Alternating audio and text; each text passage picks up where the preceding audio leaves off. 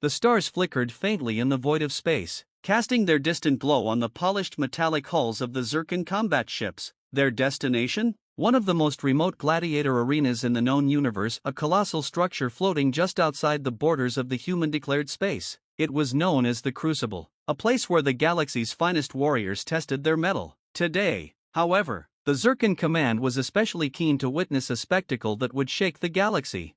A human, referred to by many species as a Deathworlder due to Earth's status as a dangerous and volatile planet, had entered the competition.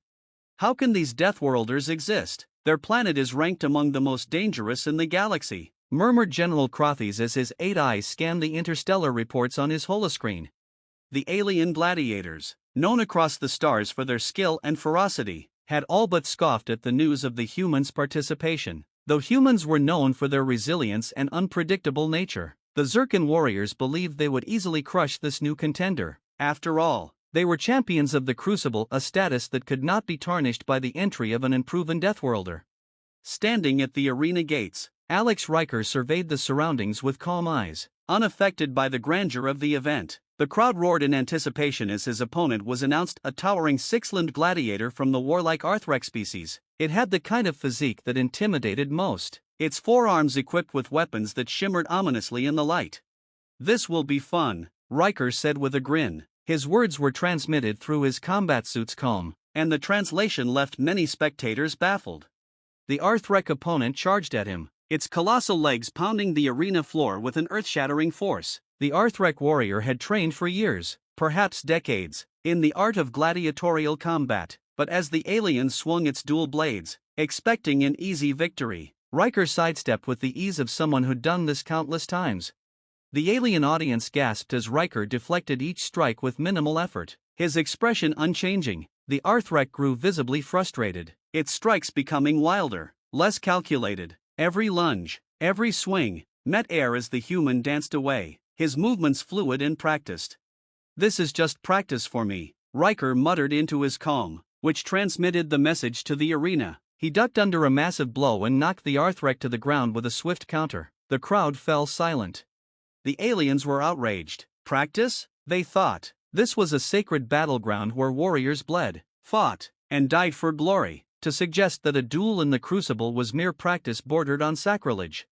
General Crothes, watching from the VIP balcony, clenched his claws. He couldn't comprehend how the human remained so calm. The Zircon forces had fought Deathworlders before, and though they were tough, this display of nonchalance was unnerving. "Is this how humans fight?" Crothes whispered, a chill running down his spine. The duel continued, though it hardly seemed fair. The Outraged, though fierce and strong, was visibly tiring. Riker's movements remained consistent, unfaltering. The human wasn't even breaking a sweat. As the fight reached its climax, Riker delivered a final, powerful blow that sent the alien champion sprawling to the ground. The arena fell into stunned silence. The human looked around, as if expecting more, his gaze locked on the stadium officials. "Who's next?"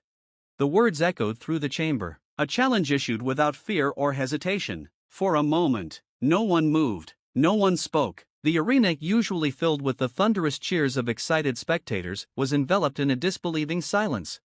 "Does he not know what he's done?" Crothes whispered to his advisor. The advisor, a smaller, more insect-like alien, blinked his multifaceted eyes. "I believe he does, General, he just doesn't care."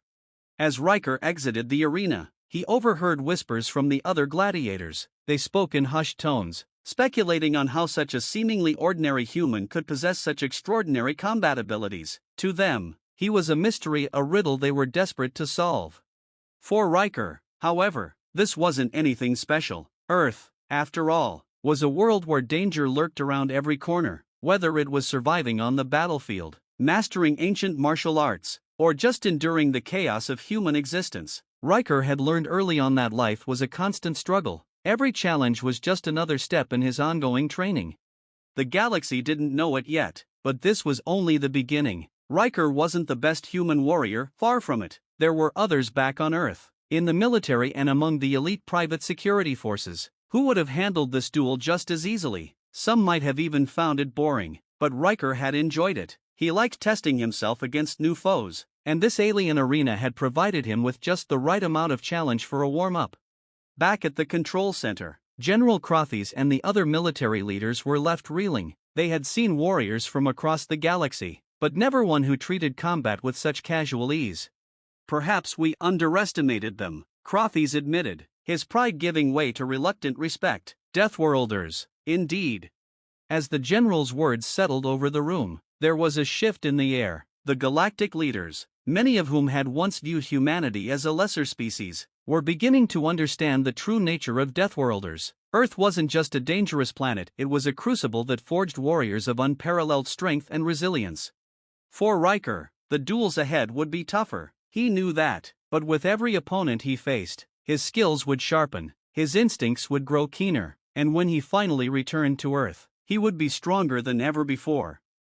Just practice, he chuckled to himself, his gaze fixed on the stars beyond. Little did the galaxy know that Riker's words were a warning. Earth's warriors weren't just fighting for glory, they were preparing for something far greater, something that no alien race could possibly anticipate. As the alien gladiators sulked in their chambers, licking their wounds and pondering the day's defeat, one thing became clear: the era of human dominance in the gladiator arenas had just begun.